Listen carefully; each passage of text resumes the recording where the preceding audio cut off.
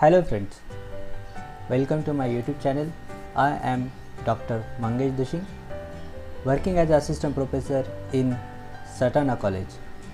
Friends, up to now we saw conformations of cyclohexane and their stability in last video. That link is provided into the description box. You can follow that one. In this video, we will learn about methyl cyclohexane. Friends, as we know that cyclohexane molecular formula is C6H12. If one of the hydrogen is replaced by any group, that is called as mono substituted cyclohexane. In this case, one of the hydrogen is replaced by X group, that's why the molecular formula is C6H11X. If that group is methyl group, then that is called as methyl cyclohexane and molecular formula will be C7H14. Friends, as we know that if one of the hydrogen of cyclohexane is replaced by methyl group, so that hydrogen might be axial hydrogen or equatorial hydrogen. That's why our methyl group will get position either axial position or either equatorial position. Axial and equatorial conformations and positions are not equally stable at room temperature. Substituents are more stable at equatorial positions, as we know that we saw in cyclohexane video, and the energy difference is due to 1,3 diaxial interactions. The energy gap, the energy difference, that is called as energy barrier in these two conformations is 1.8 kilocalorie per mole. Now we will see what is 1,3 diaxial interactions.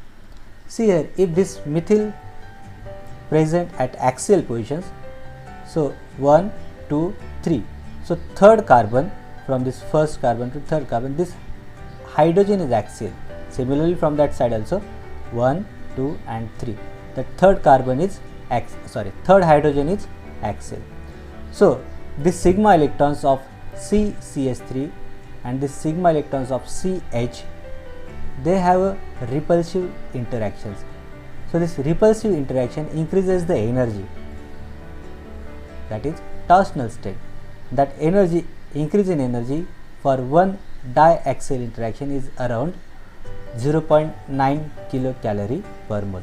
So one axial methyl shows two diaxial interactions, one with this third hydrogen, second is with this third axial hydrogen.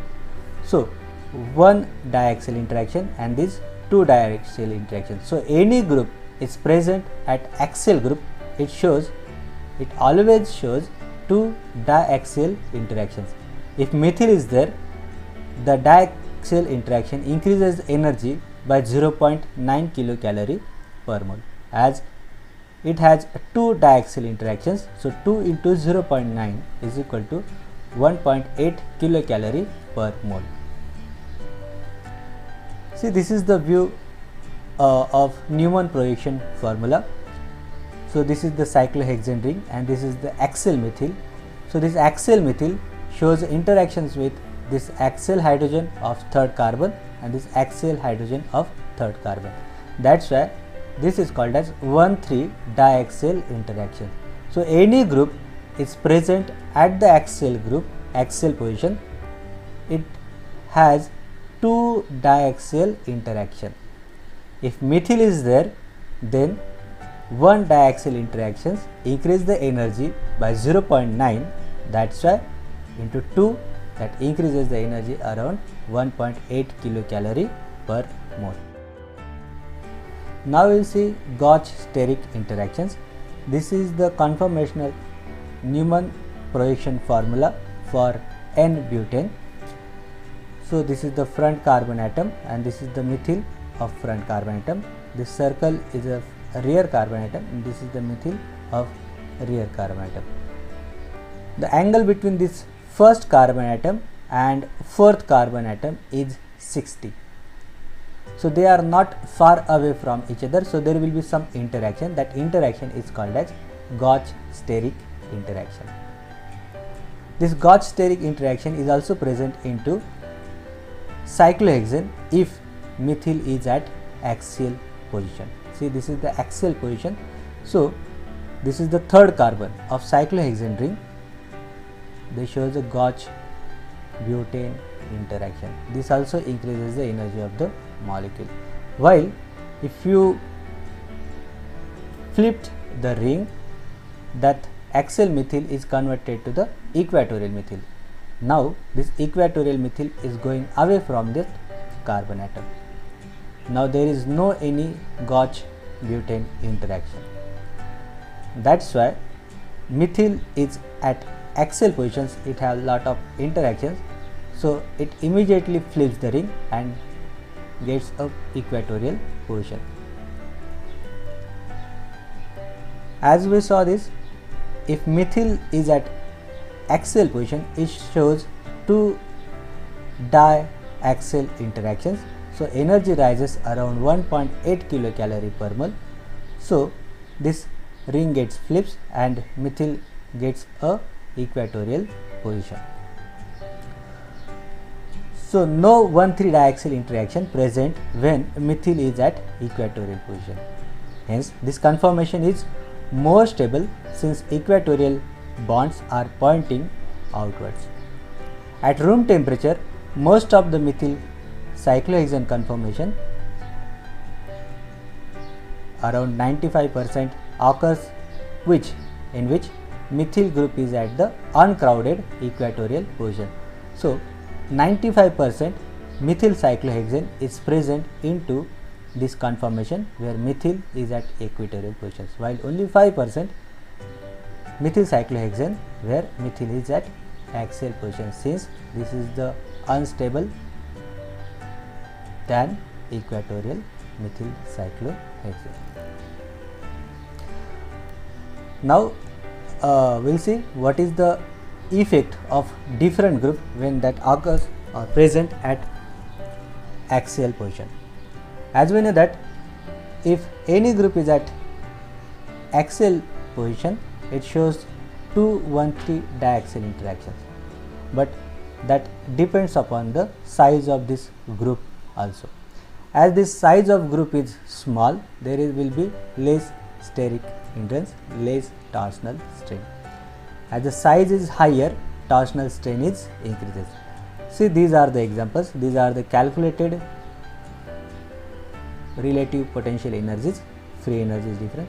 So if CN, cyano group, is at axial position, energy rises around 0.2 kilocalorie per mole than normal cyclohexane. If fluorine is there, 0.25. If iodine is there, 0.46. If methoxy is there, 0.75. If OH is there, 0.9, and if COH is there, 1.4. As up to now we saw this, if methyl is there, methyl at 1,3 diaxial interaction is 0.9, so 2,1,3 diaxial interactions, energy increases with 1.8 kilocalorie per mole. As the size of this group increases, such as if methyl is replaced by ethyl group, then energy is increased 1.9 kilocalorie per mole. Again, if methyl is replaced by isopropyl group, then also energy is increased because size of the group is increased. If H is the phenyl ring, then again energy will be high, 3.0 kilocalorie per mole.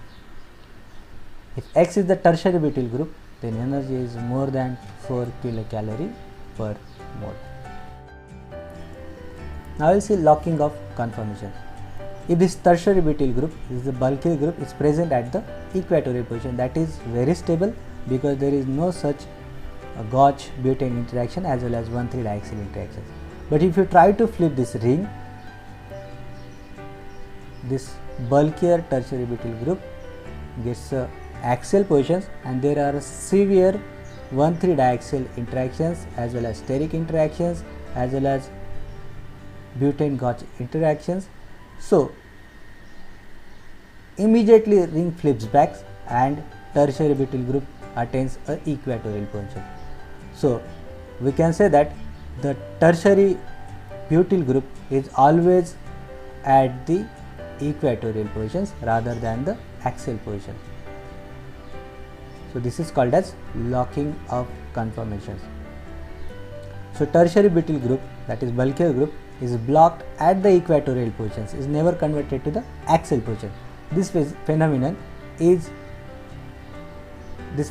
to prevent this ring flipping is called as locking of conformation.